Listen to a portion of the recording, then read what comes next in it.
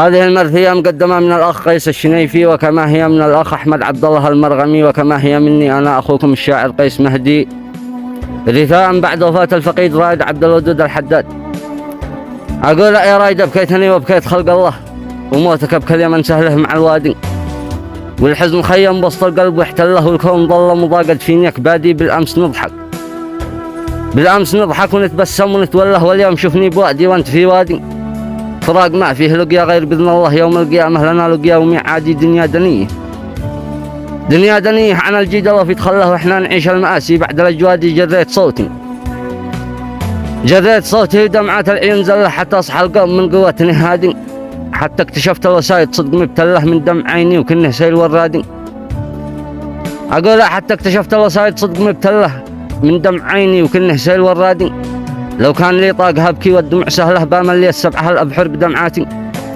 جفت عيوني من الدمع الذي هله، والجرح في القلب ما له طب وضمادي. أمسيت عاجز وخاوي مثل من نخله، يا حسرتي يوم غادر فخر الأمجادي.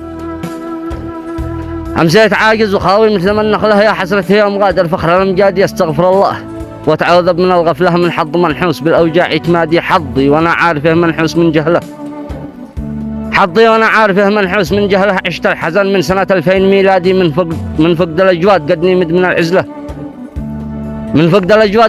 من العزلة. أبقى لوحدي وحزني حزن سرمادي، أسهر وأفكر وأقيس الوضع ذا كله، والقلب يشعل وكنه جمر وقادي. في موت رائد عريق الساس من أصله ضايق ومصدوم، فيني حزن مش عادي.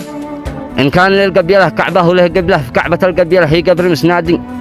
باطوف أنا حول قبره والمناوصلة، حتى اسمع أصوات عزرائيل بينادي. يا الله أنا طالبك جنبني الزلة، لا جاتني غير مقصد بينها الحادي.